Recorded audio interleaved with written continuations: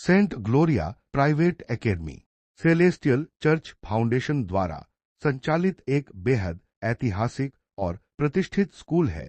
इस स्कूल की सबसे खास बात यह है कि यहाँ छात्रों का चयन उनके सामाजिक वर्ग या रसूख के आधार पर नहीं, बल्कि एक सख्त परीक्षा के माध्यम से होता है। हर साल यहाँ से देश के सबसे प्रतिभाशाली लोग तैयार होकर निकलते हैं, लेकिन नियमों और अनुशासन से बंधे इस सख्त माहौल के बीच कुछ ऐसा घट रहा था जो इस स्कूल की साख और शांति से बिल्कुल मेल नहीं खाता था। एक दिन कॉरिडोर के फर्श पर एक मुड़ा हुआ कागज का टुकड़ा गिरता है। हल्के सुनहरे बालों वाली एक लड़की उस पर्चे को उठाती है और धीरे से खोलकर पढ़ने लगती है। उस पर्चे पर एक गुप्त और डरावना संदेश लिखा था।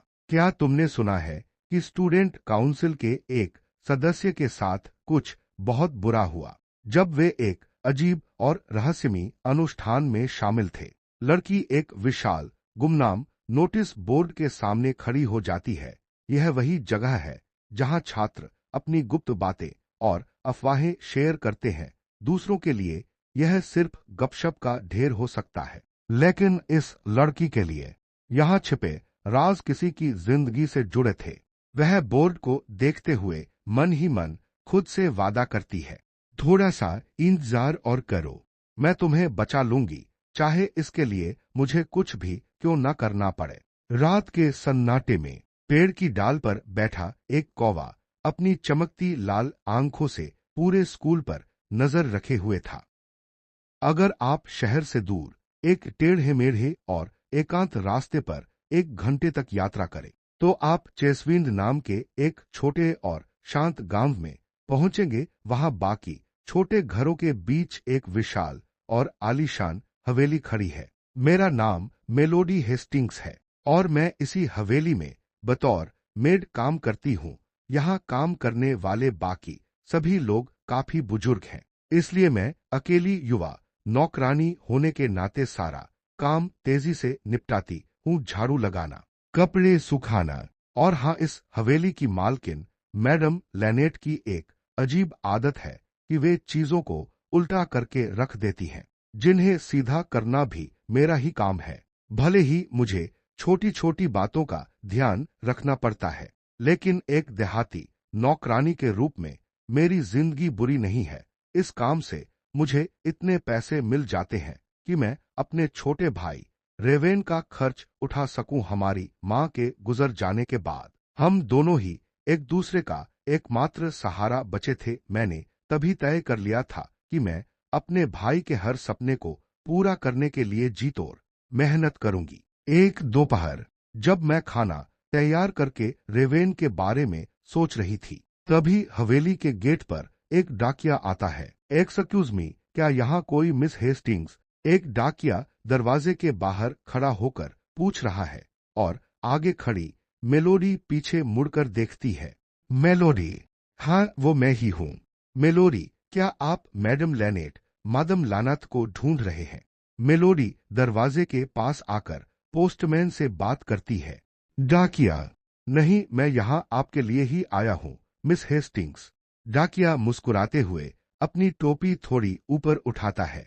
डाकिया, मैं इतनी दूर सिर्फ आपकी वजह से ही आया हूँ। मेलोडी अपने मन में सोचते हुए, वाह ये तो बहुत खूबसूरत हैंडसम है। मेलोडी मन में, इतना आकर्षक आदमी मुझसे मिलने इतनी दूर दराज जगह पर क्यों आएगा? मेलोडी मन में घबराकर, कहीं ये कोई ठग कॉनमन तो नहीं? मिस हेस्टिंग्स, मुझे दिख रहा है कि आपके चेहरे से ही आपकी भावनाएं साफ समझ आ जाती हैं। आप एक खुली किताब की तरह हैं। डाकिया, अफसोस की बात है, लेकिन मैं आज यहाँ सिर्फ यह खत स्लाश पत्र देने आया हूँ। मेलोडी, अरे ओह धन्यवाद। डाकिया समझ जाता है कि मेलोडी क्या सोच रही है और मुस्कुराते हुए उसे सील लगा हुआ एक लिफाफा थमा देता है। मेलोडी मन में सोचती है, अफसोस की बात है आज मेलोडी मेरे लिए एक खत। रेवन मुझे खत लिखे, ऐसा तो बहुत कम ही होता है। लिफाफे पर रेवन हेस्टिंग्स नाम लिखा हुआ है। मेलोडी मन में, क्या आखिरकार उसका लड़कपन, बचपना, प्यूबर्टी खत्म हो गया है। चलो देखती हूँ। मेलोडी बड़ी खुशी और उत्सुकता के साथ लिफाफा खोलकर खत बाहर निकालती है। रेवेन का पत्र। प्रे मेलोडी, डियर मेलोडी, मुझे पता है कि तुम बेसब्री से मेरे खत का इंतजार कर रही होगी, लेकिन मैं तुम्हें खत नहीं लिखना चाहता था। तुम तो पहले से ही जानती थी कि तुम असल में कौन हो, है ना? पीछे एक रहस्यमयी गुस्से में खड़े लड़के की परछाई, सिलुएट दिखाई देती है। तुमने झूठ क्यों बोला और सिर्फ मुझे स्कूल क्यों भेजा? क्या तुम ग्रेजुएशन के बाद मुझे नौकरी मिलते ही छोड़ने, लावारिस करने वाली थी? मेलोडी खत की ये तीखी बातें पढ़कर गहरे सदमे और डर में आ जाती है, ताकि तुम अपने असली परिवार के पास जा सको। मैं इस स्कूल में धीरे धीरे घुट घुट कर खत्म हो रहा हूँ। शायद सच में मेरी मौत हो जाएगी। अगर मेरी मौत होती है तो वो तुम्हारी वजह से होगी। मेलोडी खत की ये खौफनाक बातें पढ़कर हैरान और सहमी हुई नजर आती है। इसलिए एकेडमी में मुझसे मिलने आओ, मैं तुम्हारा इंतजार करूंगा। मेलोडी मन में। मुझे समझ नहीं आ रहा था कि मेलोडी के चेहरे पर चिंता और असमंजस के भाव साफ झलक रहे हैं। मेलोडी मन में। रेवेन का खत नफरत से इतना क्यों भरा हुआ था? डाकिया, मैं कल मेल बॉक्स से आपका जवाब लेने आ जाऊंगा। मेलोडी, क्या वो है? हाँ, शुक्रिया। मेलोडी मन में। रेवेन ने ऐसा खत क्यों लिखा? मेलोडी दरवाजा बंद करके अंदर आती है और गहरी सोच में डूबी हुई है। मेलोडी मन में। नहीं, क्या सच में यह खत उसी ने लिखा था? मेलोडी मन में। उसने ऐसी बातें क्यों कही? क्या मुझे उसकी बात मानकर एकेडमी जाना चाहिए? रात के अंधेरे में भव्य एकेडमी स्लैश इमारत का एक शांत और रहस्यमयी नजारा दिखाई देता है। मेलोडी मन में सोचती है, लेकिन मुझे जवाब सोचने का मौका ही नहीं मिला। मेलोडी, क्या? मेलोडी का चेहरा डर और अविश्वास से भर जाता है। एक रहस्यमयी डाकिया स्लैश व्यक्ति कोट और टोपी पहने मेलोडी के घर के दरवाजे पर खड़ा है और मोमबत्तियों की रोशनी में उससे बात कर रहा है। रेवेन की मौत हो गई। मोमबत्ती की लौ जल रही है और एक दुखद खबर का इशारा देती है। एक कौआ सूखे पेड़ की टहनी पर बैठकर चिल्ला रहा है, जो एक बुरे और शोक भरे माहौल को दर्शाता है। मेलोडी काले शोक के कपड़ों, घूंघट स्लैश वेल में एक कब्र के सामने घुटनों के बल बैठी हुई रो स्लैश शोक मना रही है। अदृश्य आवाज। मेलोडी, मेलोडी उठो। अदृश्य आवाज। जीवित रहने वालों को तो आगे जीना ही पड़ता है। मेलोडी बहुत उदास बैठी है और उसके पीछे एक बच्चे स्लैश लड़के की धुंधली परछाई आत्मा खड़ी दिखाई दे रही है।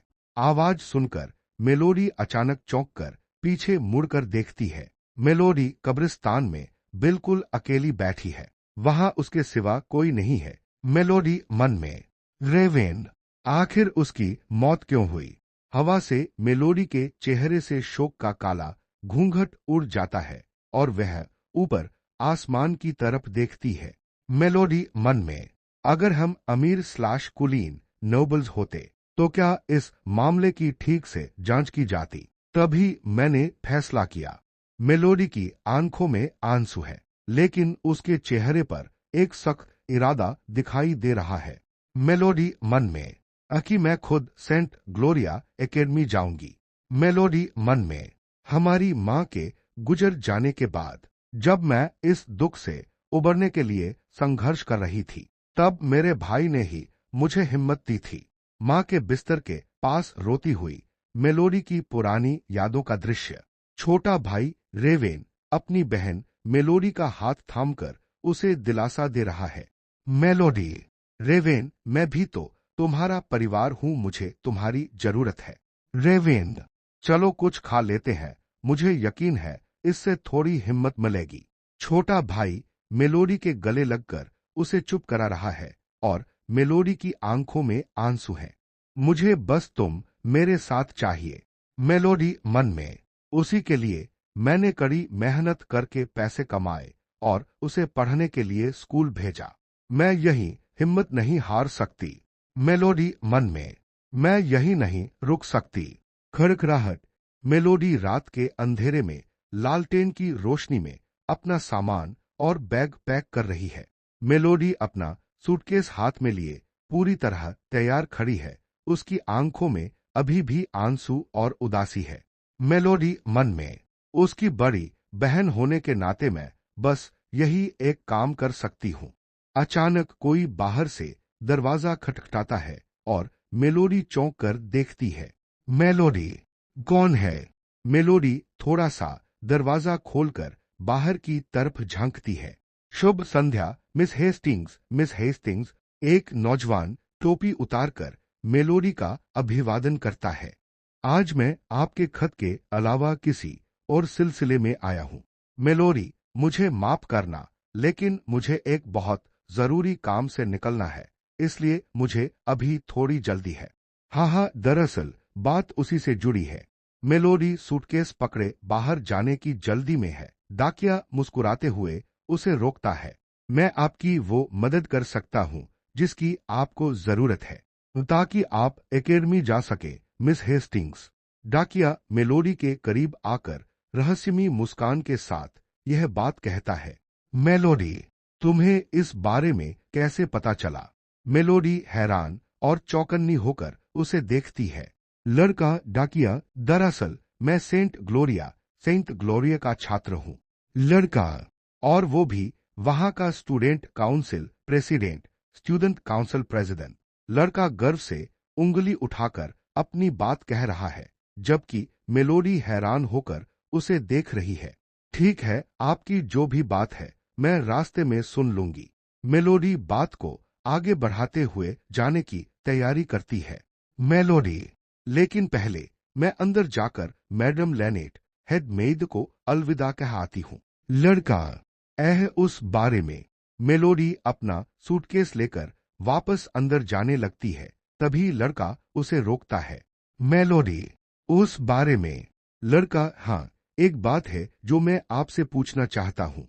मेलोडी पीछे मुड़कर देखती है और लड़का बेहद गंभीर होकर उससे सवाल करता है। लड़का, आप यहाँ क्या कर रही थी, मिस हेस्टिंग्स?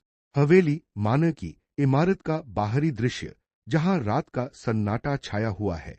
मेलोडी, मैं इस हवेली की नौकरानी मेड हूँ। मैंने यहाँ हर दिन काम किया है, तो जाने से पहले अपने मालिक को बताकर जाना स्वाभाविक है। मेलोडी सूटकेस पकड़े हुए उसे समझाने की कोशिश करती है। लड़का, नहीं, मेरे कहने का मतलब वो नहीं है।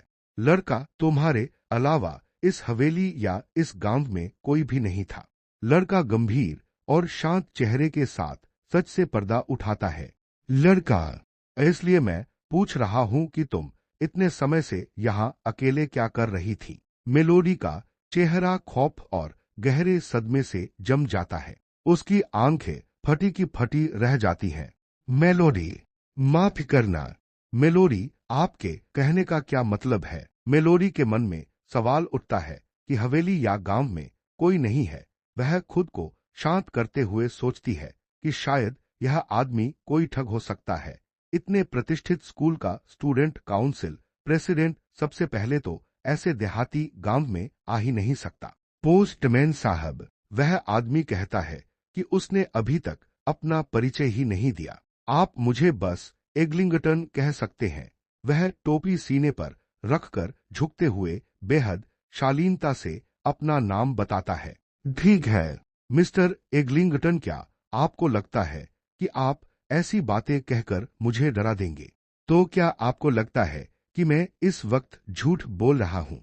आपकी बातों पर भला कौन यकीन करेगा? वह थोड़ा झुककर मुस्कुराते हुए सवाल करता है, जबकि वह उसकी बात मानने से इनकार कर देती है। इस जगह बहुत सारे लोग रहते हैं, जिनमें छोटे बच्चे भी शामिल हैं। हाँ, उन्हीं गांव वालों के बारे में। वह गांव का जिक्र करती है, जहां कई घर और परिवार बसे हुए हैं। दिन के समय कोई भी बाहर घूमता हुआ नहीं दिखता। यह सुनकर वह अचानक चौंक कर रास्ते में ठिठक जाती है। क्या आपने कभी गांव के किसी भी इंसान को खाना खाते हुए देखा है। वह बेहद शांत और गंभीर मुद्रा में यह रहस्यमयी सवाल पूछता है, क्या कभी गांव के बाहर से कोई मेहमान यहाँ आया है? क्या आपको कभी कोई पार्सल या खत मिला भी है? इन सवालों के बाद उसका चेहरा चिंता और गहरे भ्रम से भर जाता है और वह मन ही मन जवाब तलाशने लगती है। इस गांव में बहुत सारे रिटायर्ड और बुजुर्ग लोग रहते हैं, इसीलिए यहाँ का माहौल ऐसा है। वह मुड़कर गांव के बारे में सफाई देती है। मुझे ढूंढने में काफी मशक्कत करनी पड़ी। काफी समय तक भटकने के बाद आखिरकार यह चेसविंड गांव मिला। मेरे पास सिर्फ वही पता एक सुराग के रूप में था जो तुम्हें मिले लिफाफे पर लिखा हुआ था। वह टोपी सीने पर रखकर शांत और गंभीर होकर अपना अनुभव बताता है। तुम क्या कहना चाहते हो? उसका चेहरा डर और हैरानी से सफेद पड़ जाता है।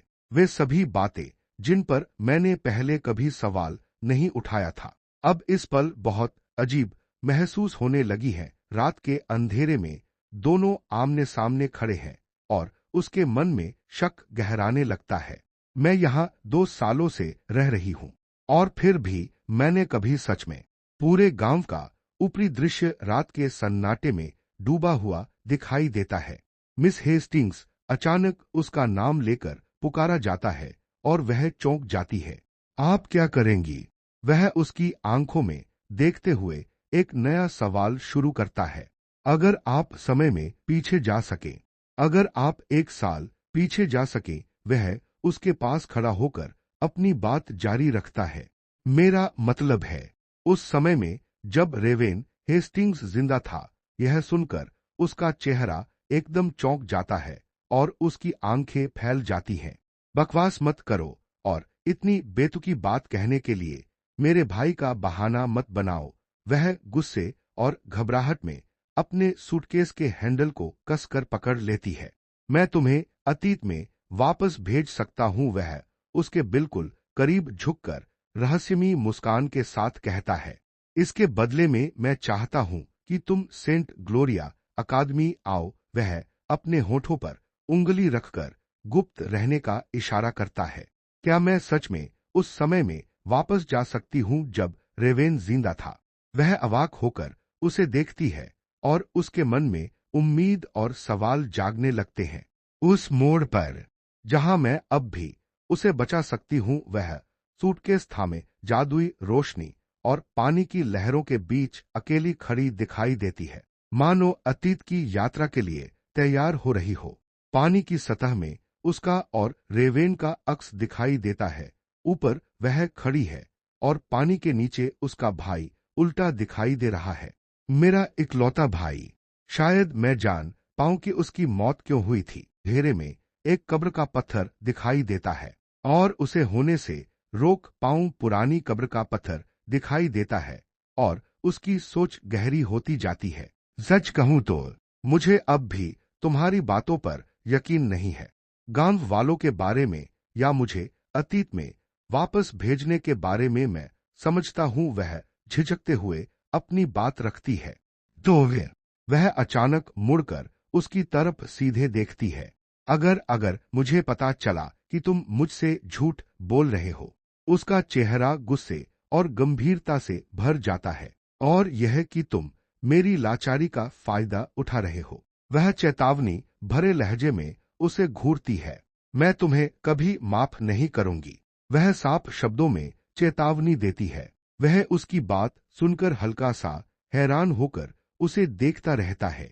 फिर उसके चेहरे पर शांत और हल्की रहस्यमयी मुस्कान आ जाती है। अतीत में तुम जिस मुझसे मिलोगी वह उस इंसान से अलग होगा जिसे तुम अभी देख रही हो। मैं तुम्हें पहचान नहीं पाऊंगा।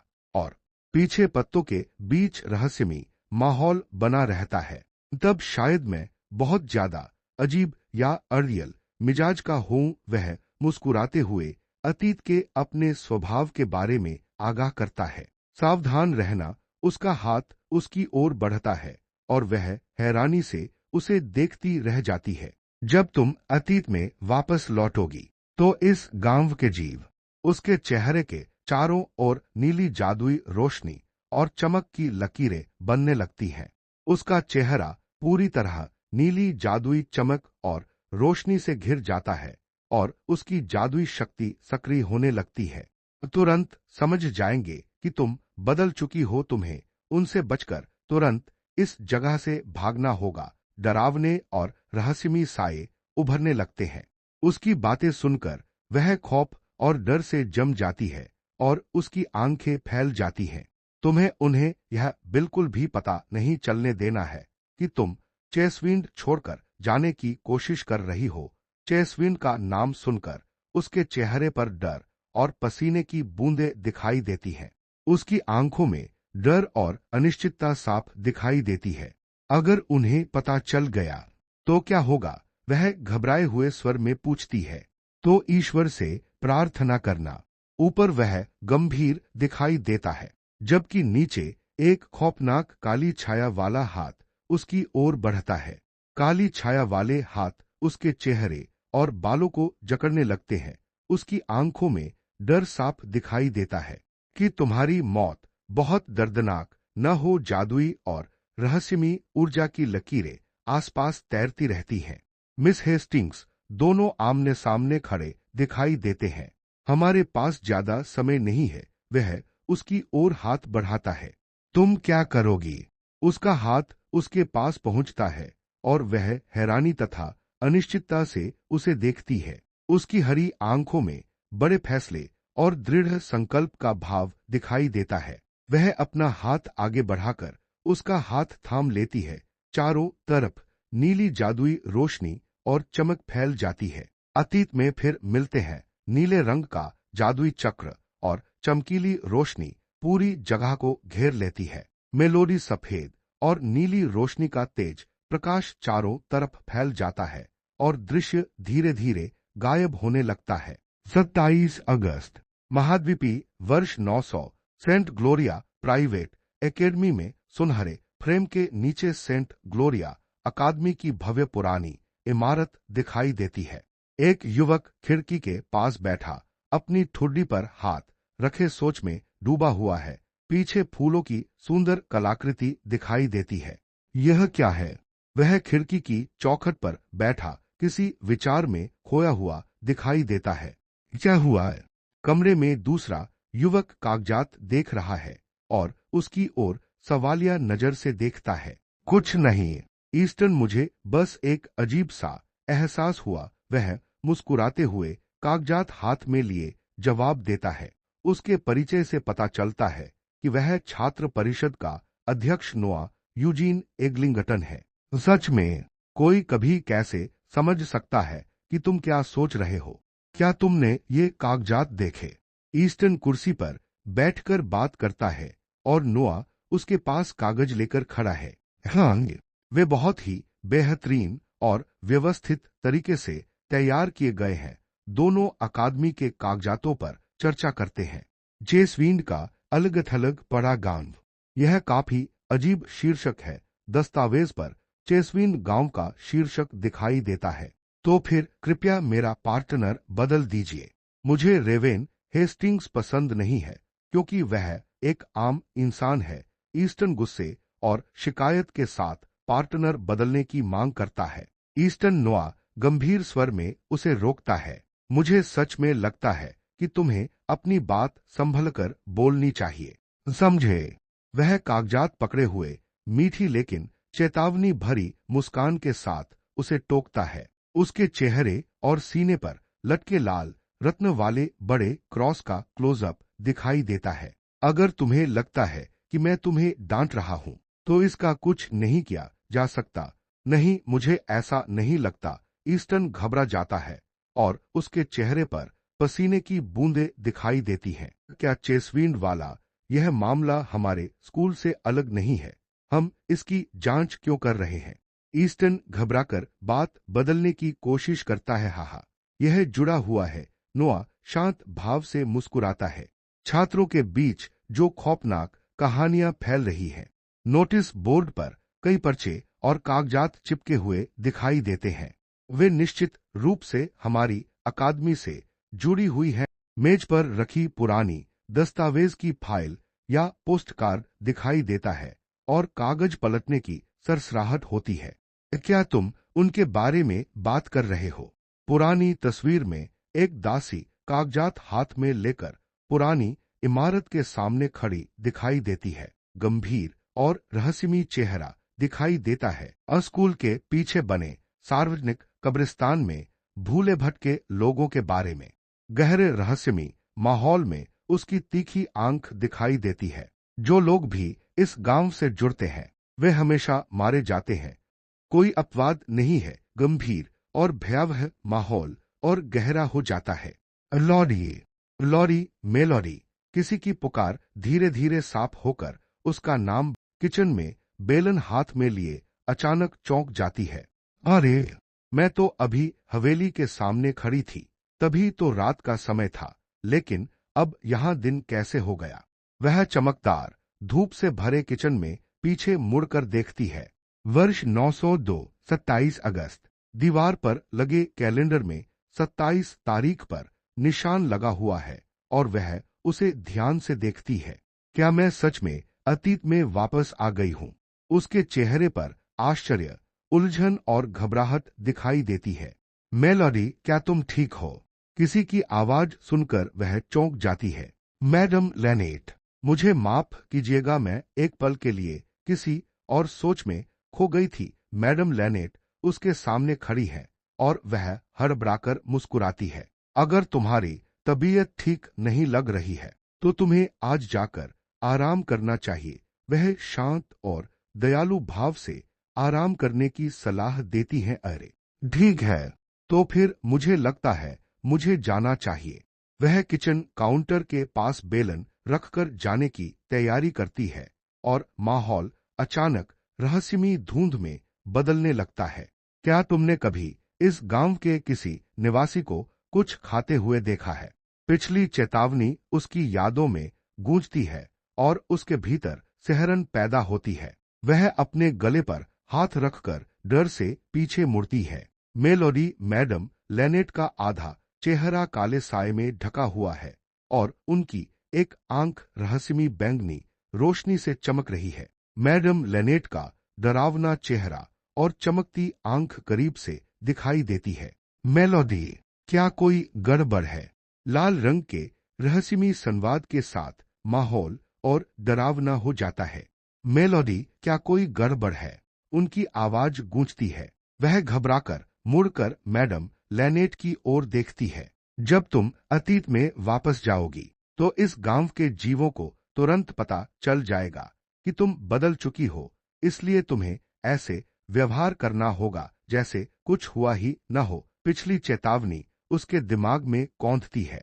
मैं रात का खाना बनाने की तैयारी कर रही थी, तो मैं इसे पूरा कर लेती हूँ और फिर आराम करूंगी। आखिर आपको भी तो अपना खाना समय पर चाहिए। वह खुद को संभालकर सामान्य दिखने की कोशिश करती है। मैडम, क्या कोई बात है? वह असहज होकर पूछती है। मैडम लेनेट बिना कुछ बोले शांत लेकिन गहरी और तीखी नजरों से उसे घूरती रहती है। प्यारी मेलोडी, अगर जरूरत पड़ी तो बाकी लोग मेरे लिए रात का खाना बना लेंगे। उनका चेहरा अचानक मीठी और दयालु मुस्कान में बदल जाता है। वह अपना हाथ बढ़ाकर उसके सिर को सहलाती है और वह अंदर से थोड़ा सहम जाती है। तो तुम अपने कमरे में जाओ और आराम करो। वह रहस्यमयी मुस्कान के साथ उसे कमरे में जाने को कहती है। उनका मुस्कुराता हुआ चेहरा वैसा ही बना रहता है। जी हाँ मैडम, वह हिचकिचाते हुए और घबराहट छिपाकर जवाब देती है। मैं ऐसा ही करूंगी। कमरे की ओर जाते हुए वह मन में फैसला करती है, सूर्य निकलने के साथ ही मुझे यहाँ से निकलना होगा। रात के सन्नाटे में हवेली और गांव का बाहरी दृश्य दिखाई देता है। जहां तक मेरे सामान की बात है, साथ ले जाने के लिए इतना काफी होना चाहिए। वह नीली रोशनी वाले कमरे में बैठकर अपना सामान पैक करती है। दरवाजे पर अचानक खटखटाहट होती है। मेलोडी, मेलोडी, क्या तुम अंदर हो? दरवाजे के बाहर से आवाज आती है और तनाव बढ़ जाता है। मैडम लेनेट, वह डरकर दरवाजे की ओर देखती है। मेरे पास तुम्हारे लिए कुछ है, क्या तुम दरवाजा खोलोगी? बाहर से दरवाजा खोलने के लिए कहा जाता है। मुझे माफ कीजिएगा मैडम, लेकिन मैंने पहले ही अपने सोने के कपड़े पहन लिए हैं। आपको मुझे इस हालत में देखना थोड़ा अटपटा लगेगा। वह दरवाजे के पीछे से बहाना बनाकर जवाब देती है, और मैं अब सोने भी जाना चाहती हूँ। मेरी प्यारी मेलोडी बाहर खड़ी आवाज शांत लेकिन रहस्यमयी है। मुझे यह दरवाजा तोड़ने पर मजबूर मत करो, उसकी धमकी गूंजती है। यह लोग मेलोडी वह डरते हुए दरवाजा खोलती है और सामने मुस्कुराती हुई मैडम लेनेट टोकरी लिए खड़ी हैं। यह लोग मेलोडी वह टोकरी उसकी ओर बढ़ाती है। टोकरी के अंदर ताजी स्ट्रॉबेरी पाई रखी हुई दिखाई देती है। मैंने स्ट्रॉबेरी पाई बनाई है, लेकिन स्ट्रॉबेरी का तो अभी मौसम ही नहीं है। उसके मन में शंका पैदा होती है। ओह धन्यवाद मैडम, क्या आप अंदर आकर इसे मेरे साथ बांटना चाहेंगी? नहीं, मेरा पेट भरा हुआ है, मुझे भूख नहीं है। वह शिष्टाचार के नाते अंदर आने का निमंत्रण देती है, लेकिन सामने वाली मुस्कुराते हुए मना कर देती है। और मुझे खाना खाना पसंद भी नहीं है, वह मुस्कुराते हुए यह अजीब और रहस्यमयी बात कहती है। मैं समझ गई हा, मुझे यह बात नहीं पता थी। मैं इस बात का ध्यान रखूंगी। वह पाई की टोकरी लेकर घबराई हुई झूठी मुस्कान देती है। यह पहली बार था जब मैंने खाना पकाया, लेकिन मुझे बहुत मजा आया। शायद यह और भी मजेदार इसलिए था क्योंकि मैं यह तुम्हारे लिए बना रही थी। आधे चेहरे पर मुस्कान और आसपास रहस्यमयी माहौल दिखाई देता है। अब एक निवाला खाकर देखो। मेलोडी बैंगनी और काले डरावने वातावरण में यह आग्रह गूंजता है। अभी तो वह टोकरी पकड़े घबराई हुई खड़ी है। मैं इसे कल के लिए रख देती हूँ। मैं बस यह जानने के लिए बेताब हूँ कि क्या यह तुम्हारे स्वाद के मुताबिक है या नहीं। टोकरी में रखी पाई का चमकदार दृश्य दिखाई देता है। क्या तुम कृपया इसे चख कर नहीं देखोगी? डरावने लाल काले माहौल में खाने का दबाव बढ़ जाता है। कल सुबह उठते ही मैं इसे खा लूंगी। वह घबराकर मुस्कुराती है और बात टालने की कोशिश करती है, इसलिए इस वक्त मैं वह अपनी बात पूरी करने की कोशिश करती है। मैडम लेनेट अचानक उसकी ओर झुकती हैं और उनकी खून जैसी लाल आंख उसके चेहरे के बहुत करीब आ जाती है। तुम इसे अपने इस घिनौने गले से नीचे क्यों नहीं उतार लेती? उनका चेहरा गुस्से और भयावहता से भर जाता है। उनकी लाल नसों से भरी आंख का बेहद डरावना क्लोजअप दिखाई देता है। मैडम, वह डरते हुए पूछती है। मुक्ति क्रिटोवन, तुम एबारोन के वंशज सिल्टाटो की मदद नहीं करेंगे? ऊर्जा अनुयायी सबको नहीं मिलेगी। वह अजीब और रहस्यमयी भाषा में बुदबुदाने लगती है। मुक्ति क्रिटोवन, तुम एबारोन के वंशज सिल्टाटो की मदद नहीं करेंगे? ऊर्जा अनुयायी सबको नहीं मिलेगी। वह लगातार रहस्यमयी शब्द दोहराती है। मैडम, क्या आप ठीक हैं? वह चिंतित और डरी हुई होकर पूछती है। मैडम, क्या आप ठीक हैं? वह उनके पास झुककर फिर पूछती है। तुम मार दोगी? काले वातावरण में यह आवाज गूंजती है। तुम मार दोगी, तुम मार दोगी, तुम मार दोगी। यह बात उनके दिमाग में डरावनी गूंज की तरह दोहराती रहती है। तुम मार दोगी, तुम मार दोगी, तुम मार दोगी। उनकी बड़ी लाल नसों वाली आंख का क्लोजअप दिखाई देता है और उसकी पुतली में डरा हुआ चेहरा दिखाई देता है। मैडम, यह क्या है? उसका चेहरा डर और सदमे से पीला पड़ जाता है और वह टोकरी पकड़े कांपती है। मुझे वॉशरूम जाना है। अचानक उनका चेहरा शांत हो जाता है और वे सामान्य बात कहकर मुड़ जाती हैं। वह वॉशरूम की तरफ चली जाती है और पीछे वह टोकरी पकड़े हक्की बक्की खड़ी रह जाती है। मैडम लेनेट, आपकी गर्दन, वह चौंक कर पुकारती है। मैडम, वह तेजी से जाती हुई महिला को आवाज देती है। यह सामान्य नहीं है। वह अकेली खड़ी रह जाती है और कमरे में तनावपूर्ण माहौल छा जाता है। मैं इसी वक्त यहाँ से भाग जाना चाहती हूँ, लेकिन उन्होंने कहा था कि जब मैं अतीत में वापस लौटूं, तो मैं यूं ही गांव छोड़कर नहीं जा सकती, और अगर मैंने उनके निर्देशों का पालन नहीं किया, तो मैं बहुत बड़े खतरे में पड़ जाऊंगी। पिछली चेतावनी उसकी याद में दिखाई देती है। मेरे पास निर्देशों के अनुसार काम करने के अलावा कोई रास्ता नहीं है। वह अपने कमरे में बेड पर बैठी हाथ जोड़कर सोचती है, मैं कल सुबह निकलूंगी। जब सब लोग झपकी ले रहे होंगे, वह दृढ़ निश्चय के साथ अपनी योजना बनाती है। तभी मैं बिना किसी को बताए यहां से भाग निकलूंगी। रात के अंधेरे में हवेली की एक खिड़की से रोशनी बाहर आती दिखाई देती है। मुझे शांति से काम लेना होगा और वैसे ही व्यवहार करना होगा जैसे मैं हमेशा करती हूं। यह सब रेवेन के लिए है। गहरे और रहस्यमयी फूल पत्तियों वाली पृष्ठभूमि में यह विचार दिखाई देता है। आसमान का दृश्य रात से धीरे धीरे सुबह की ओर बदलता है। पाई के पास मक्खियां भिन भिना रही है और उसके अंदर से उंगलियों जैसी डरावनी आकृतियां बाहर निकलती दिखाई देती हैं। यहां से सड़े हुए खून की बदबू आ रही है। क्या यह सचमुच वही पाई है जो कल की थी? सड़ी हुई पाई, डरावनी आकृतियां और मक्खियां देखकर वह घबरा जाती है। मुझे जितनी जल्दी हो सके यहां से बाहर निकलना होगा। वह डरकर पीछे हटती है और भागने की तैयारी करती है। वह दीवार पर लगे शीशे के सामने से गुजरते हुए अचानक चौंकती है। मेरे गाल पर यह निशान कैसा है?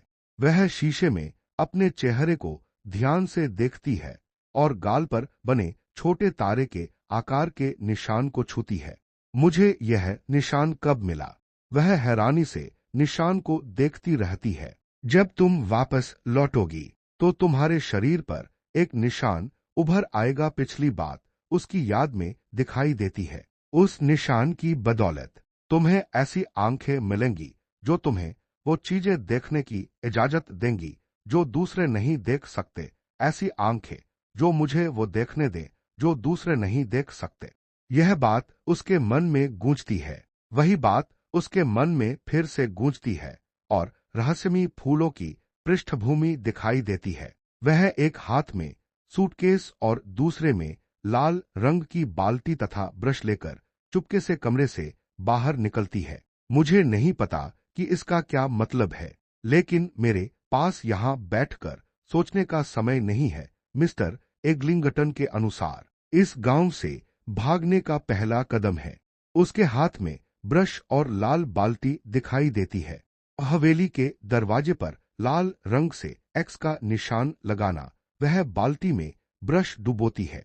उन्होंने कहा था कि भूत लाल रंग में लिखे अक्षरों को नहीं देख सकते। सामने हवेली का लकड़ी का दरवाजा दिखाई देता है।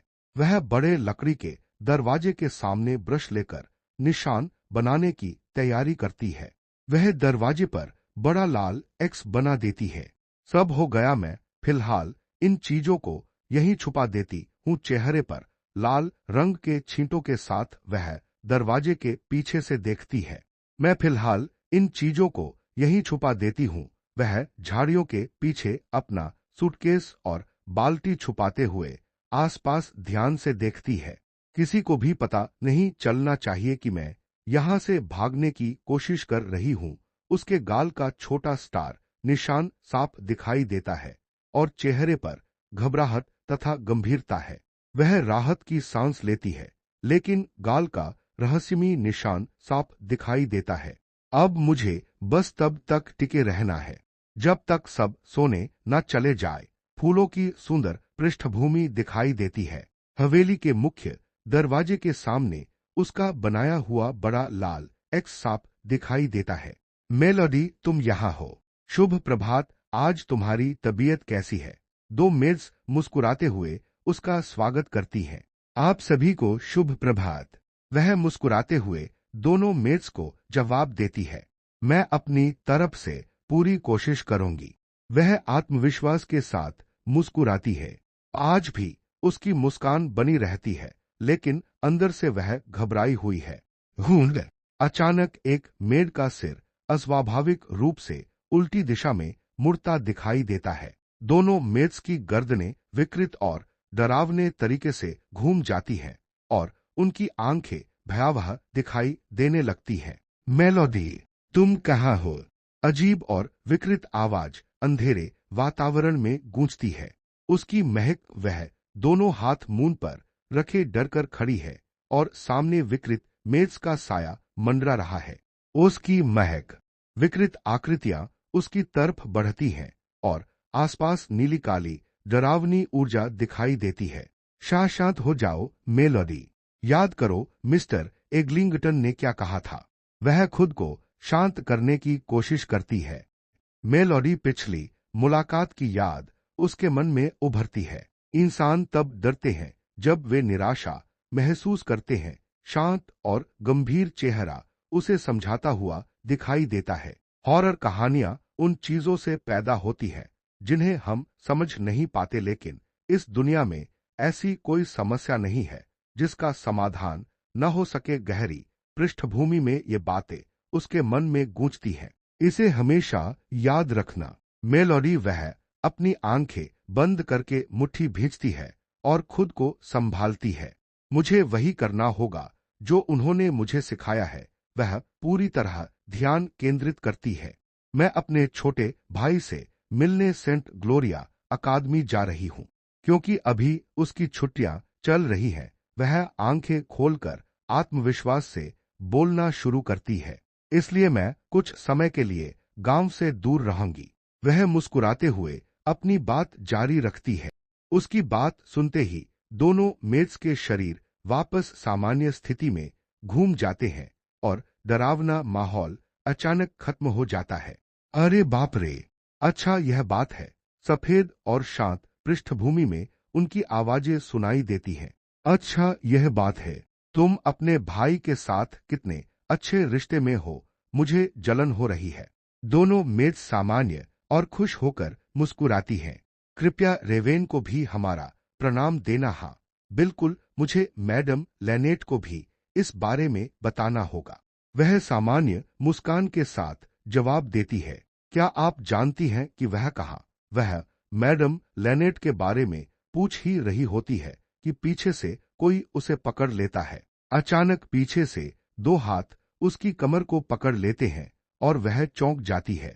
कोई उसे पीछे से पकड़े हुए दिखाई देता है और वह हैरानी से खड़ी रहती है।